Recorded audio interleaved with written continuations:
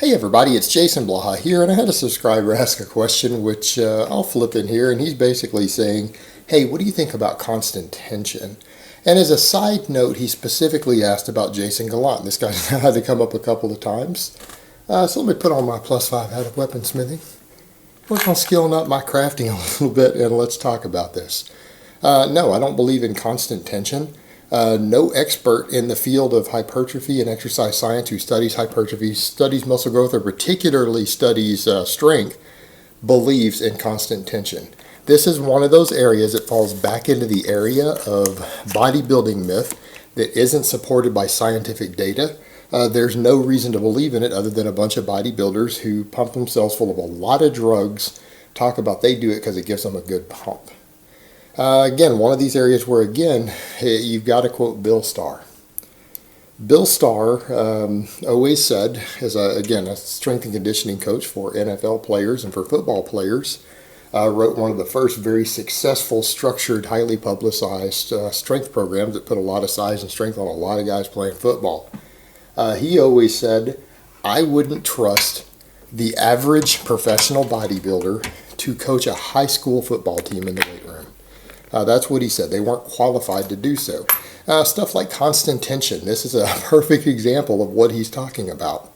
Again, this is one of those where rather than just say, hey, I'm just going to try this because some bodybuilder did it, I'm going to go look and see what the scientific literature says. What do the top experts in the world say? All right. Do you guys see anyone like Brad Schoenfeld promoting it? Do you guys see him, Dr. Gaines, a guy who's done more studies on muscle growth and what stimulates it and how to stimulate it fastest and best? This is what he's done all of his research in. This is what his PhD is in. You see him promoting it anywhere? Nope. Dr. Mike Israetel did quite a long write-up on it a while back on his social media, and I read through the whole thing. I've kind of rejected constant tension for a long time. He did a great thing on it. I don't have it screenshotted. I wish I would have, but it's out there floating around.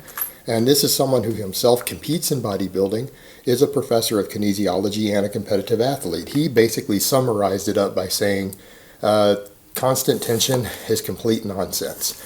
It is not useful or beneficial as a muscle building tool, has no place in muscle building, and really it's just another sort of bodybuilding trendy nonsense that got made up that it isn't supported by any of the data. There's no research anywhere that has shown any benefit at all to it at all. None, zero. And if anything, in some cases, it will cause less hypertrophy. So let's talk about that for a minute. Why would it cause less hypertrophy? Me saying this is going to be a second slam. Again, I don't know who this Jason Gallant guy is. I know he came and commented on one of my videos when someone asked me about him. This is now 2 of his concepts that have been promoted that are complete garbage. Don't really need to know anything else about the guy now. Multiple training concepts that most of the experts in the world think are complete shit that he's promoting, and it's pure magazine bodybuilder nonsense. All right, this is stuff that's only used by guys on such massive amounts of drugs that it wouldn't matter how they train, they're going to grow. Pro bodybuilders, sort of shit they do. When you think about it, how could it possibly cause less growth? Well, think about what you're doing. To do constant tension, you generally are short stroking reps, right? So that you can keep continual tension on the muscle. And that's the whole idea, is that keeping continual tension on the muscle creates more fatigue, and therefore it causes more muscle growth. But it doesn't cause more fatigue. It causes less muscle fiber recruitment. Think about why for a moment, and why it also promotes bad habits. All right, let's take a classic exercise like the bench press. Classic exercise like the bench press. To do continual tension on it, you're going to have to basically skip the top and the bottom of the exercise. And instead of your bench press looking like this, pause on the chest, press, lock it out till your elbows are locked. That's a bench press. You're basically going to skip the top, because if you lock it, you lost the tension that they're trying to do. This is what they're trying to get you to skip lockouts, which is complete horseshit. And you're not touching the chest, so that you're just doing this, right? Or, that's maybe an exaggeration, but a lot of guys preaching this, that's what they do. All right, number 1, you're skipping touching the chest. Basic biomechanics. What part of the bench press recruits the most muscle fibers in the pecs? We're not going to have to wait long on this. How about the hardest part of the bench press, the bottom? The bottom inch. In fact, pausing off the chest and then starting it off the chest is the hardest part of the exercise, particularly if you do it from a dead stop. What muscle has to recruit an enormous amount of muscle fibers to get the weight started out of the bottom? The pectorals. The pectorals. By skipping the pause on the chest, you are making it easier for the chest to do the exercise. Therefore, you can lift a lighter weight easier because the chest doesn't have to work as hard, or heavier weight easier. The chest isn't having to work as hard. Pausing on the chest, or letting it sink deep into the chest and pausing and then pressing, causes the most muscle fiber recruitment in the pecs. That part right there. You're skipping the hardest part of the exercise. And the hardest means that the muscles have to work the hardest. They have to recruit the most muscle fibers. You're completely skipping it. How in the fuck is that helping someone grow?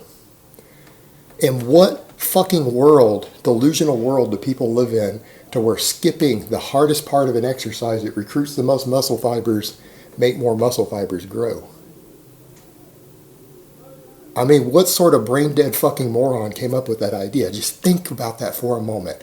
What sort of moron comes up with the idea that skipping the hardest part of an exercise for a muscle that has to recruit the most muscle fibers because it's the hardest part is going to make that muscle grow better? You're working less. Less work on every single rep makes you grow fucking faster? Jesus fucking Christ. I mean, that alone, we don't even need to go further. We're going to go further, but that alone says anyone promoting this is a fucking moron. Less muscle fiber recruitment and less work equals more growth stimulation. Okay? That's the level of mentality we're dealing with the people who preach this stuff. But let's go further. We're also going to skip the lockout. You're going to skip the lockout. Because again, bodybuilders have tried to claim that lockouts damage joints. Lockouts strengthen joints. Training the full range of motion correctly with a load that you are capable of handling makes the joint stronger. It increases mobility and it increases strength in the joints. Now, I'm not talking about people trying to lock weights they can't lift. I'm not talking about struggling and using shitty form to lift a terrible weight. I'm talking about lifting a weight that you are capable of lifting. Doing it through the full range of motion, the natural range of motion of the joint, makes the joint stronger. They're skipping part of the exercise that increases joint health. And again, a lot of it's people saying, oh, train the muscle, not the joint. You need to train your joints. Joints are part of your skeletal muscle structure. I mean, it's part of the whole system. They're part of your movement system. If you have weak joints, you get hurt. Training partials like that creates unhealthy joints because you don't develop full strength and mobility through the full range of motion of the joint. By skipping the lockouts, you're basically making your elbow joint weaker. You're making it weaker.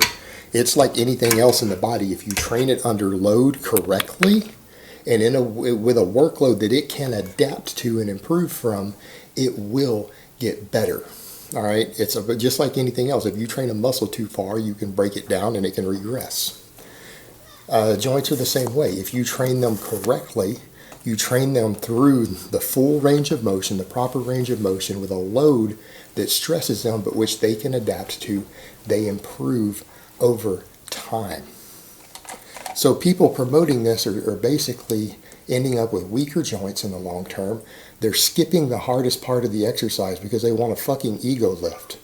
They want an ego lift, and they're sitting there telling you that you're going to recruit more muscle fibers by having weaker joints and by working the muscles less. Not doing the part of the exercise that recruits the most muscle fibers. Seriously, people telling you that, fuck these people. Fuck these fucking morons who are trying to tell people stupid stuff like this. I mean, it doesn't even make sense biomechanically, but it's constant tension. Since when has constant tension ever been needed to build muscles? It's not. It's not even a factor. It's never been found to be a factor in a single study done that I'm aware of. And you know what? Pause training has made some massively big and powerful guys. How about pause reps? Pause squats, pause bench, deadlifting from a pause off the floor and resetting every rep. That hasn't built massively big and strong people. Yeah, it's built plenty of them. How about rest pause training? one of the most effective training methods out there that's so effective that you can't even utilize it that much because it will overtrain you. Rest pause training. Massively powerful stimulator of muscle growth. The exact opposite of constant tension. But no, these fucktards would have you believe that skipping the hardest part of the exercise that recruits the most muscle fibers is the way to grow faster. Seriously. The garbage that's put out there these days sometimes is downright scary. And what's even scarier is that no one critically thinks about it. They just accept it and believe it without even stopping and thinking it through. They don't even think it through. That's the world we live in. Sometimes it just takes a little critical thinking skills. All right, guys, but that's really all I have to say on that today. I hope it's been informative, and I will talk to you guys next time.